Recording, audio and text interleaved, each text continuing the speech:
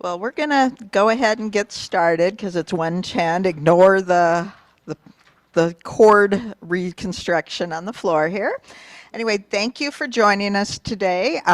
We are going to be giving an overview of the Barrett Honors College data in our presentation today. So, arrows. There we go.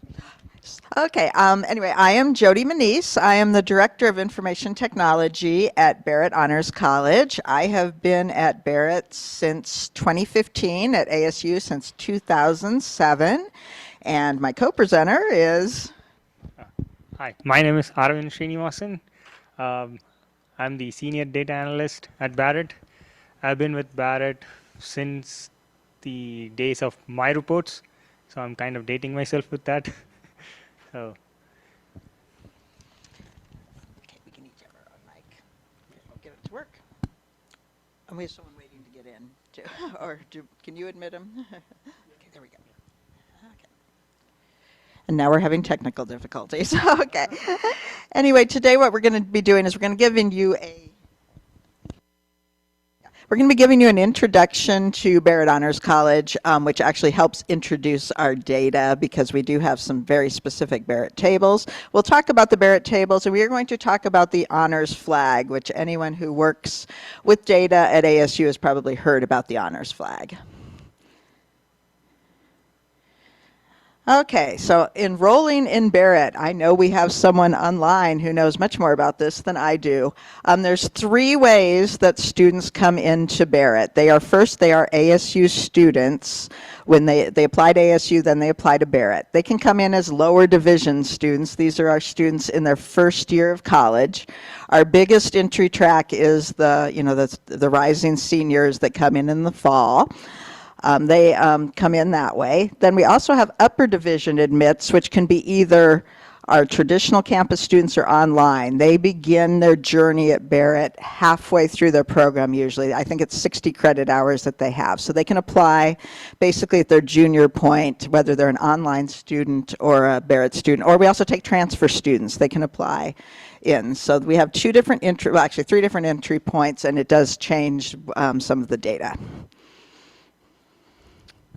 Campuses?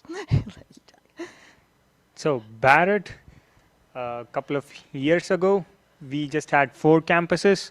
Tempe, which is our biggest campus, it has 80% of our students, followed by downtown, which has around like 8% of our students, and the rest is divided between Polytechnic and West Valley. From 2021 fall, we started the online campus, so that is starting to pick up, and all these data is available on Redshift. Okay, we're going to go through our admission requirements because actually we admit all of our students through a custom PeopleSoft application, so that means we have tables involved with all of them.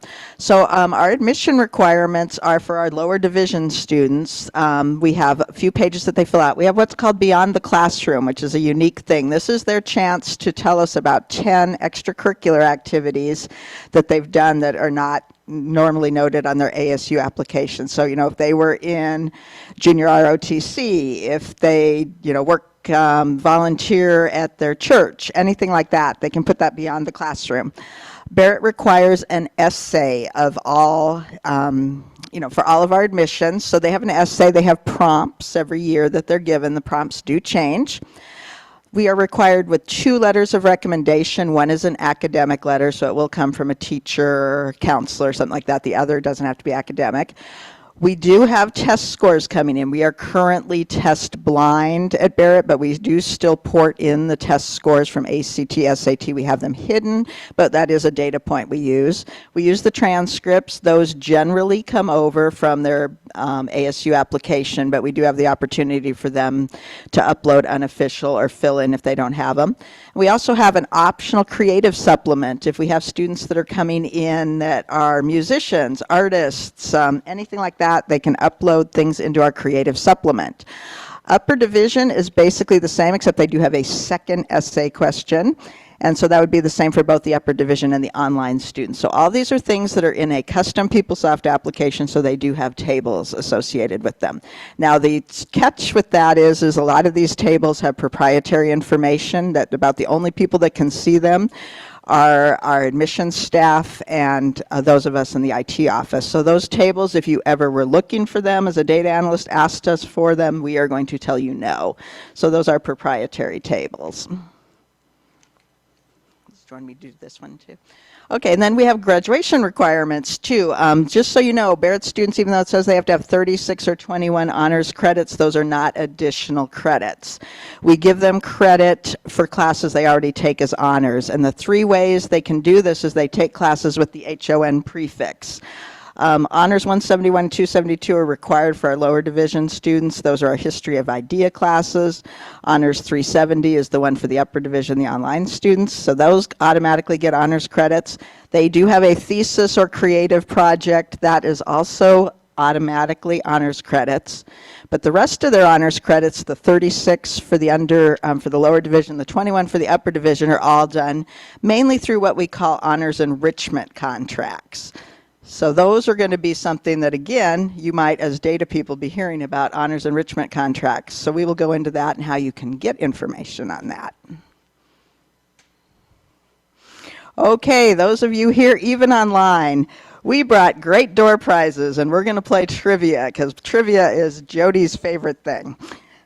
So, does anyone, Keith cannot answer this, does anyone know how many Barrett students we have? We can run the mic around if anyone has a guess. 3,000. We got a guess of 3,000, okay. 7,000. What was the guess? 7,000. I'm saying that's pretty close. What is it exactly, Harvin? 7,200. Yeah.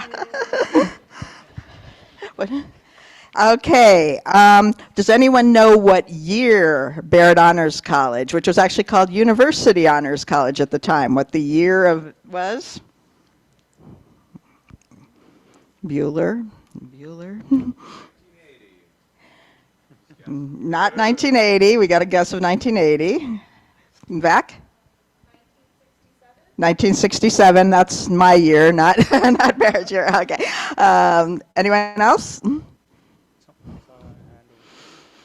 It was actually 1988, and I'm not going to remember what year we got the Barrett. The Barretts did fund us, and for the life of me, I can't remember the year. Keith online probably does, but anyway, we did become Barrett Honors College with a very large donation.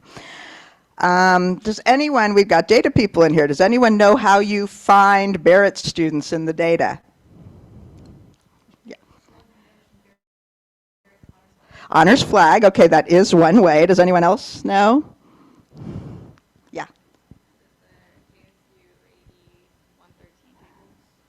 Well, they're in the tables, but there's actually a very specific way that you can find Barrett students that we answer a lot of questions like this. We are a group code. We're not an academic. Since we're not degree granting, all of our students belong to another academic college, so we are a group code. So my next question was going to be if anyone knows a Barrett group code. I'm going to guess no one does. We have 10. I'll let Arvin tell you all of those later. This one someone should know. How about how many Barrett campuses do we have? 5. Okay, we have 5 is correct. Okay, let's see. What was another one? Oh, we have a custom Barrett PeopleSoft application, which means that our data goes back, our specific Barrett data goes back to this, because we won't tell you how we used to admit students and what we used to do. We had a third-party system before we went PeopleSoft. So does anyone know what year we started having our own Barrett application in PeopleSoft? Any guesses? 2007. 2007. Well, that was when ASU got PeopleSoft, so any guesses on, yeah, over there? 2012, that's pretty darn close. It was 2011 when we started using it. So our data that are in most of our tables, that's going to be about back when it goes to. Did we have any more good trivia that you could think of, Ervin? Do you have any? I think That's good? Keith got a question right online. Okay, all right. Barrett was named for the Barretts in 2001, and Keith, we're bringing you a T-shirt, by the way. So- okay, and I told you I'd trip. Moving on, Barrett tables. So these are the 5 major tables that anyone outside Barrett could make use of. So we will cover each and every one by one. So to have a general overview, the AD, any table which contains AD 113 is the admissions table, and anything with SR 205 is our student profile table.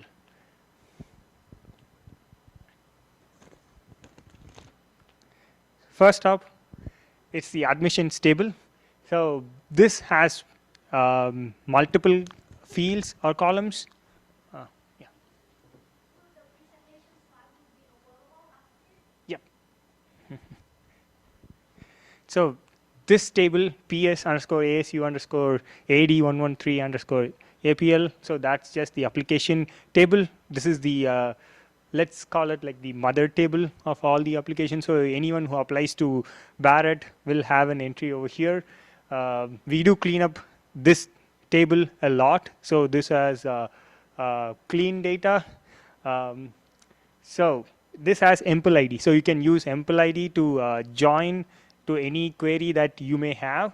The main fields of interest here are the app status and FN status, which is the application status and the admission decision. So application status is starts from application in progress to submitted to in review to decision rendered, or they could cancel the application in between. So those are the main application statuses, and decision is basically denied, admitted, waitlist, or decision in progress.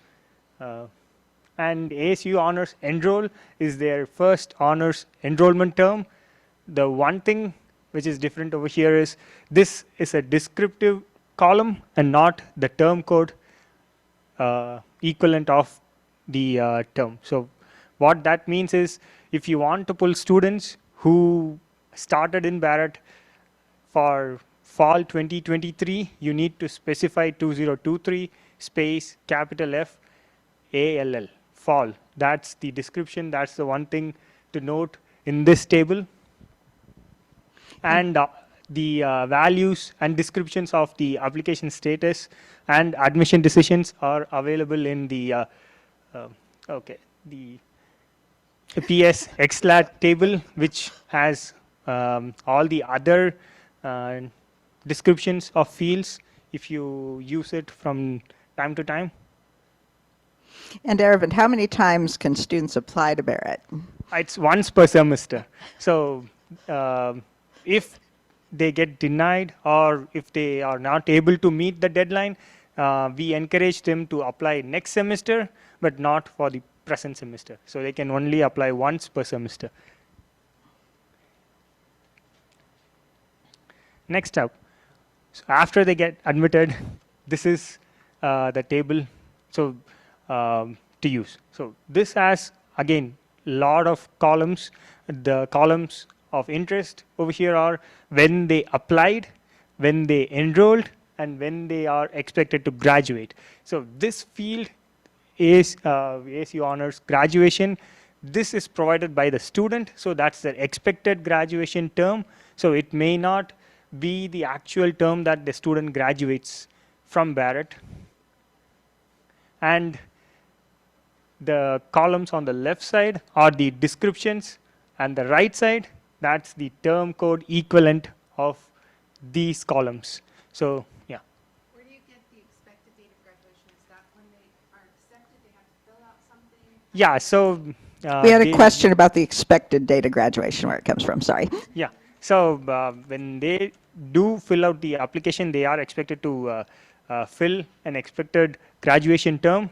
Some students like mistakenly just put the same value for enroll term as well as the graduation term. So when they meet with our advisors, they go in and they talk to the students and like get a feel of when they are planning to graduate, and the advisors update this field. We also have a problem of they are honors students. A lot of them have quite a few credits from advanced placement, maybe dual enrollment. So a lot of them think they're juniors. So that's the other thing. So this field, it does get updated. It may not be completely accurate when they apply, but it is self-filled in. When using this table, please take it with a pinch of salt. By that, I mean any student, when they enter Barrett or when they apply to Barrett, they will have an entry over here. But we do not clean them or delete the record once they leave Barrett. So if you just join this table and think that everyone who has a value in this table is an honor student, that is not true, but then it's not false either. So it's in the gray area. And this is another interesting table to have in your query if you are looking for honor student.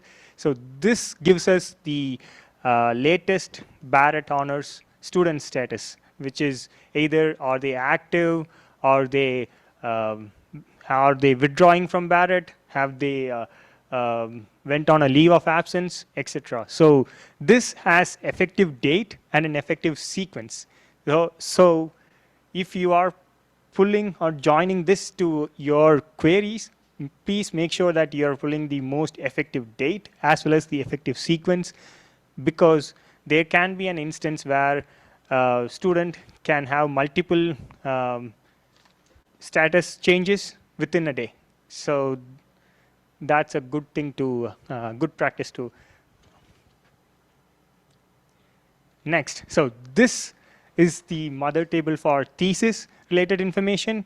So if a student, like all the student honors thesis title information is here. So Jody, how does this table get populated? Okay, this is one of our fun things. I've already explained this to someone that was eating with me earlier. The Barrett thesis title is actually officially part of their graduation record. It shows on their transcripts, shows on their diplomas. For many years, we were actually from a piece of paper, they'd turn in their copy of their thesis creative project, and someone in the advising office would type in all these titles into PeopleSoft for us. We obviously had a few mistakes because some of these were technical. People would spell things wrong. So we figured out that we would like the students to enter their own thesis title. We also wanted to move and have all of our theses are in the ASU library. We wanted to move to digital thesis. So a few years back, we created a very large project with the library and the Keep system. So the way that this works now is when the students actually defend their thesis, they get permission from their committee to that they've passed. They get an email from the PeopleSoft system that says you can now upload your thesis. So they actually upload their thesis into the library's Keep system, and they enter their title themselves into the Keep system. Then we actually have created this great process. It's an app engine that runs every night. It grabs the thesis titles and puts them back into PeopleSoft. So now the student is actually responsible for their own thesis title. So they're the ones populating the that data field for us. And the nice thing is then when the graduation process runs, there's an app engine there that picks up from PeopleSoft the titles and posts them to all their official records. So now it's all in the students' hands to get good thesis titles, and now we have clean data, and that is data that's available to any of you. We do have lots of faculty that'll ask sometimes, can you get me a list of all the thesis I've worked on? My hope is someday we'll connect with Interfolio. I've heard some rumors that with Workday that might happen, but this is definitely a thing that we hear a lot from faculty, so other data people may hear, but yes, you can actually query the thesis titles, and there's a lot more information on the next slide about all this.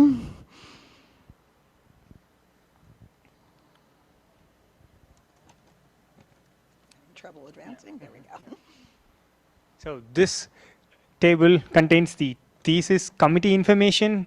So the previous one had thesis title. This one has the committee information. So if anyone wants to find who the thesis director was, the second reader, and the third reader. This table has MPL ID, so you can always join this to any of your existing queries to get their thesis committee information. And all these tables that we have covered so far are in Redshift. So anyone with access to Redshift will have access to all these tables.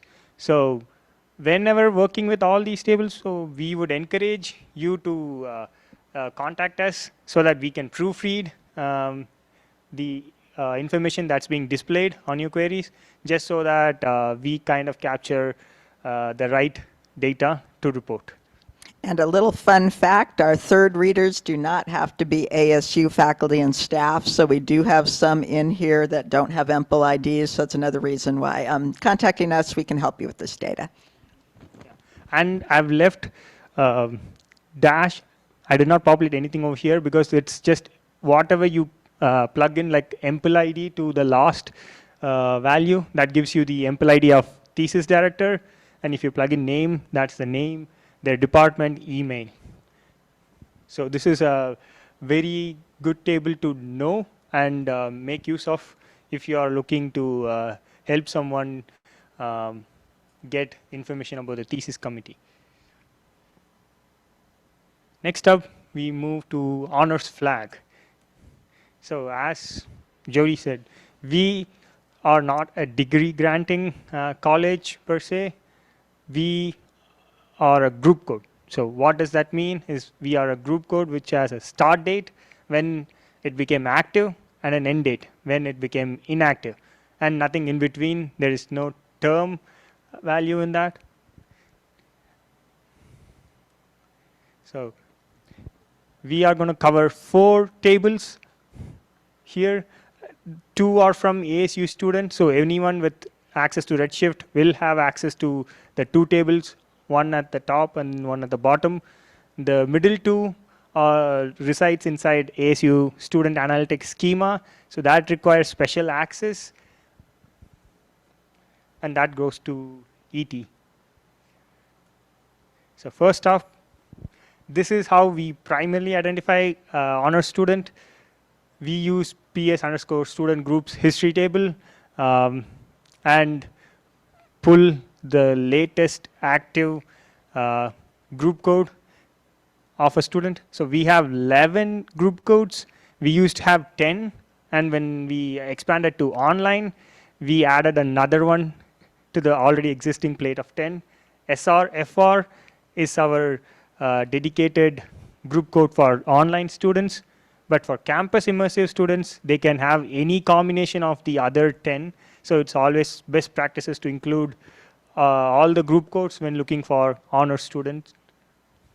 And we have not cleaned up the data in this table of our group codes. So when you are pulling this information, make sure you join this to the student profile major term table or the SPRF 0189 table if you are familiar with it, to get the students who are term activated. Otherwise, you would get around like 10,000 students. Yeah, we leave the students, we follow the ASU guidance of the students. If they re-enroll in 7 semesters, they come back to Barrett, so they do keep their Barrett group codes. So I know that some people know you should run it. We get these questions a lot, especially when we were first with online. We're like, our numbers don't seem right on this. And it's because we had students that maybe, had left the immersive and rejoined online, but they weren't Barrett students, but they were still holding a Barrett student group code. So yeah, there's, especially with the introduction of online, some of our data is a little messy. So if you get stuff and you're unsure, let us know. So the next one is SA_student. So this is a very big table and a very helpful one. So this resides inside the ASU student analytics schema. So this needs special access, but it's way too easy to use it. So you just have an SR no flag for honors students, and you have student ID. You can join this to any existing query. The thing about this is, again, you will find 10,000 students with S value. So you need to connect this to a term activated table in order to pull the students who are actually term active and eligible to enroll. And if you care about like just the enrolled students, you can just filter for enrolled.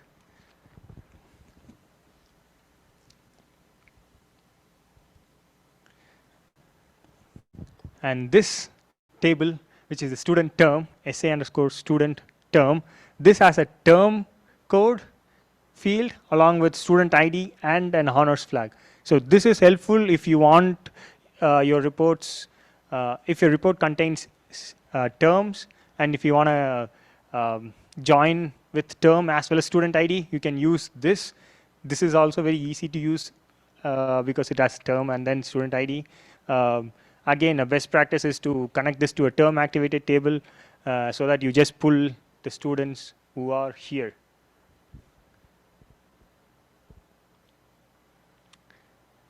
And oh yeah, another thing to touch upon is make sure when you are using this table, look at how the flag changes, because if a student, for example, if a student is here with us in Barrett for 2023 fall, but they are withdrawing from us in 2024 spring, they will have the flag will change to N. So you have to make sure that you pull your term of interest when you're using this table.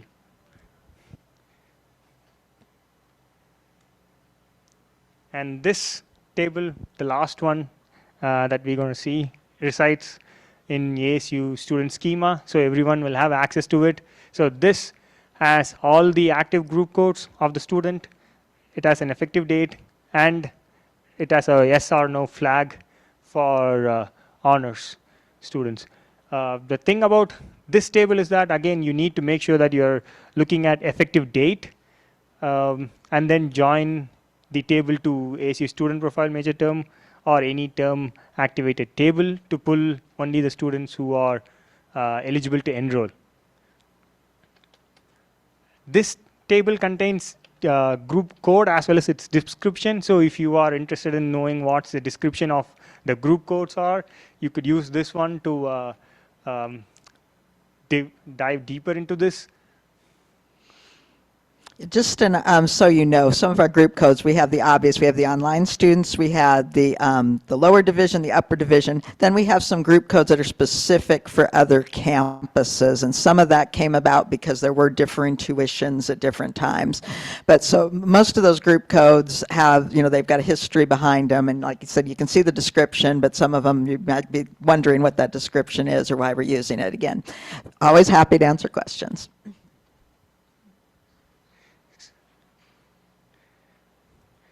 To summarize, on the left, you see that you need to do effective dating for these two tables, which are under ASU student. And on the right, you don't need to do effective dating, but those are under ASU student analytics. So if you have access to that, feel free to use that in your query. And that concludes our presentation. Any questions? And actually, we didn't do a slide, and I mentioned it earlier. Honors enrichment contracts. Those are another thing that a lot of the faculty are interested, when they're doing promotions and stuff. How many honors enrichment contracts have I done? We do keep that in tables. What the honors enrichment contract is that it's actually entered into PeopleSoft. It's extra work that the students do with faculty in specific classes, and then they get the honors credit with us. It's hooked with DARS. So this is entered by the student into PeopleSoft. Their faculty member is also entered. So if there are any faculty members, you can, with their EMPL ID in that table, get this, and we have the information, again, going back to, we do occasionally get questions about stuff prior to, 2011 and stuff, and we really can't help, but we have all that information. So those are some really common things we hear from other schools is, faculty, this is the time of year when we start getting it. How many honors contracts have I done? How many theses have I done? They do, use that for most of the other colleges for promotion and tenure. So that data is available, but again, we're more than happy to help you. So does anyone have any questions? And we'll give t-shirts for questions too. Lots of t-shirts. Any questions online, Martin? Oh, I got a question. Where was the question? Here, we'll bring you the mic. I'm just curious about a student that applies to Barrett but isn't admitted, so they're denied. Are they only going to be on the application table? Do they make it to the student profile tables? Did you get that?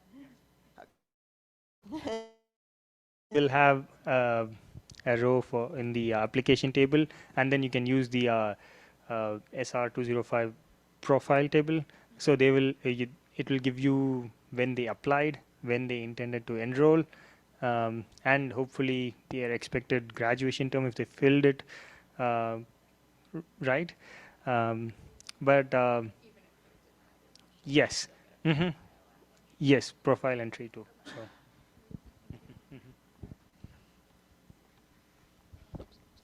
Just curious along like the same kind of lines of students that applied but maybe didn't actually receive the admission.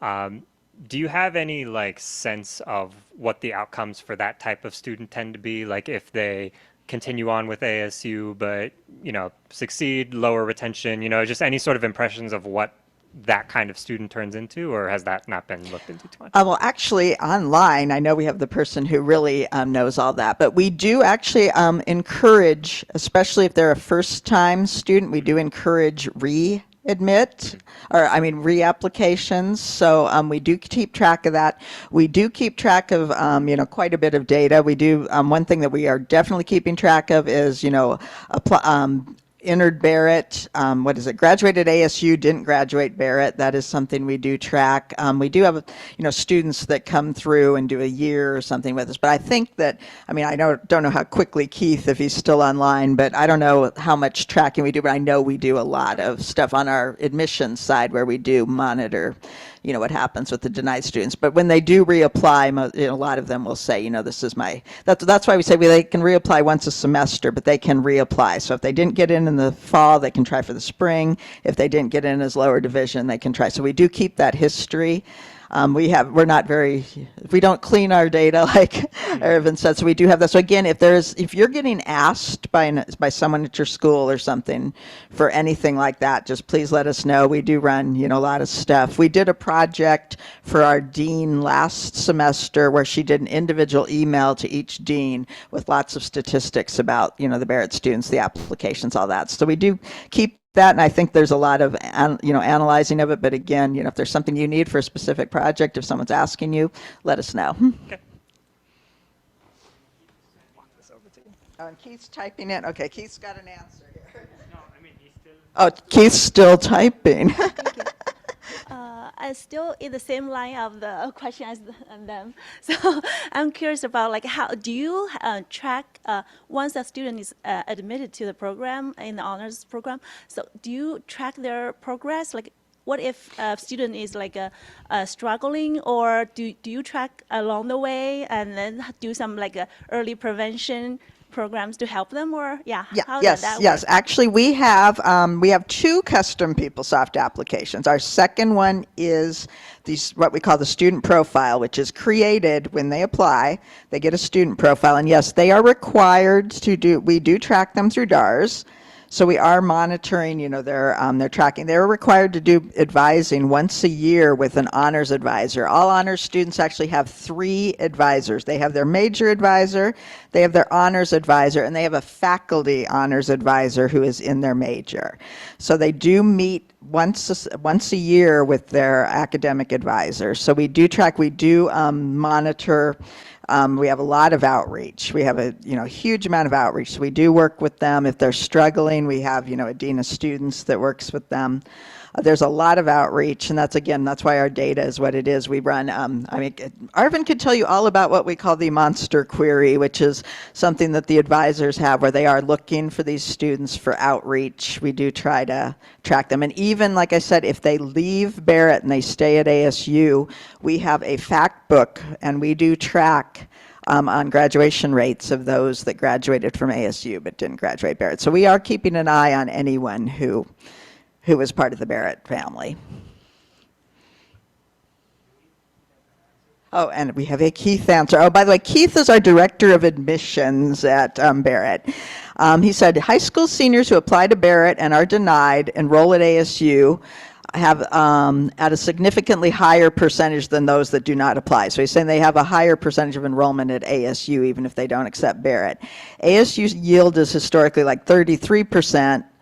Barrett Honors College denies and enrolls at ASU. So the students who denied Barrett, who still enrolled at ASU, it's more of a yield of 55 to 65%. So applying to Barrett does seem to improve their yield, even if they're denied. Many of them do pursue Barrett enrollment for their second semester, like I said. So that is another entry point. They get a chance to come, because again, it's just like any other admission process where they're being reviewed by committees. We do review with committees at Barrett. Every application comes in. The Barrett committees are two-person. There's a faculty and a staff reviewer. They're blind. They don't see each other's reviews, and they can pick, usually admit, deny, or wait list. We do keep wait lists. So the students do get outreach then, and as the students that don't come in, what we call no-shows. That's what we call the students, that stayed at ASU but didn't do Barrett. Then we can fill those, backfill from the wait list. And then Keith says Barrett puts a lot of effort showcasing how great ASU is when the students receive disappointing news from Barrett. Thank you, Keith.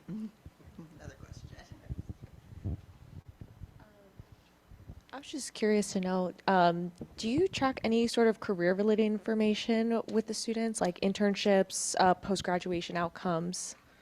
Yes. We actually have an internship coordinator. We do a lot of that. We're working with Handshake, correct? So their internships are done, but there are very specific internships sometimes with Barrett. We have quite a good alumni outreach. We do use a lot of alumni to look for internships. So yes, again, we are tracking all that. We do have. I don't think we've got the actual data and clean data like this, but I think we have data within the school on that. Oh, questions?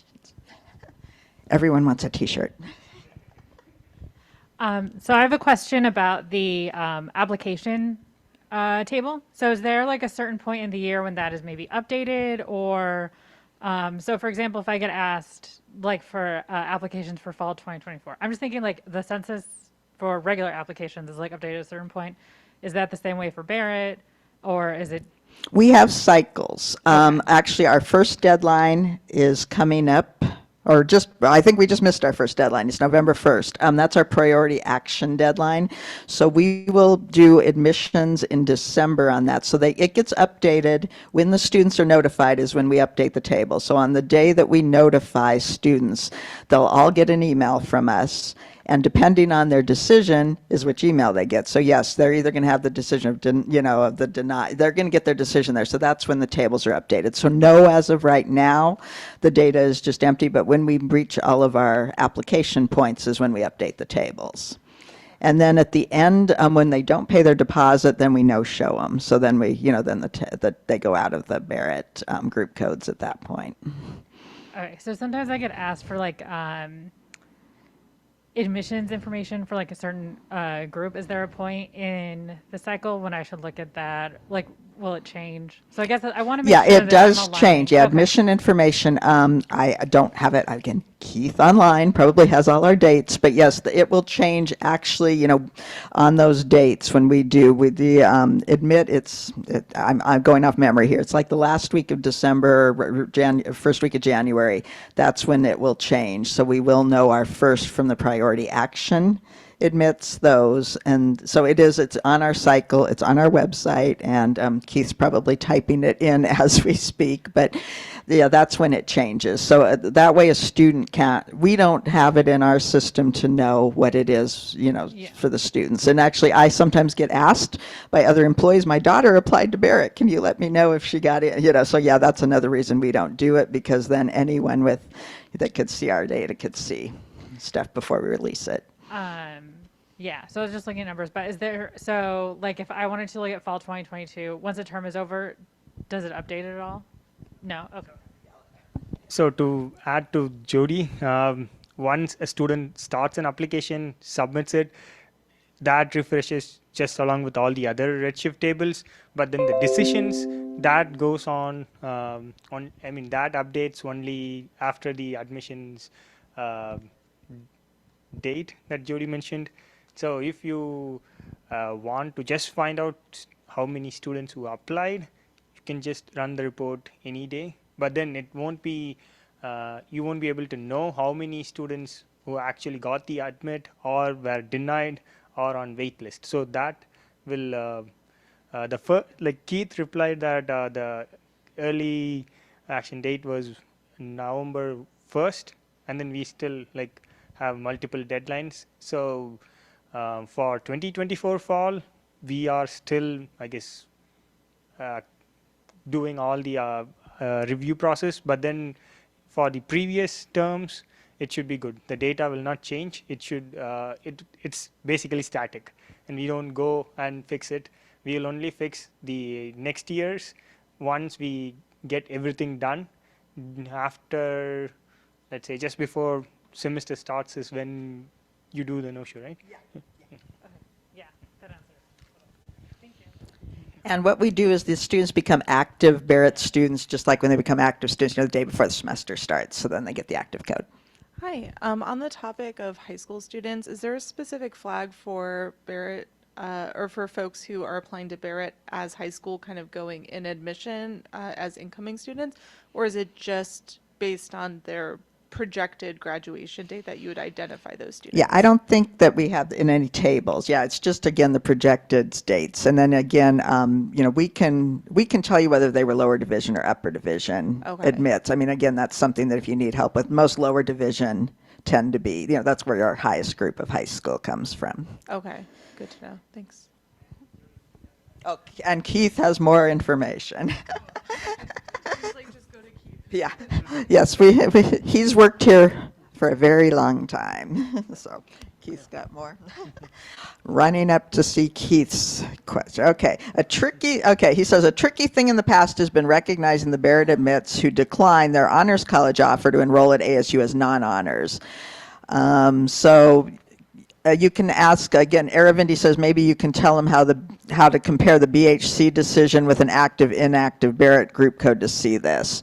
So they were admitted to Barrett, but they don't enroll at ASU as honors students. So can you kind of explain how that works? Or do you want to come look at his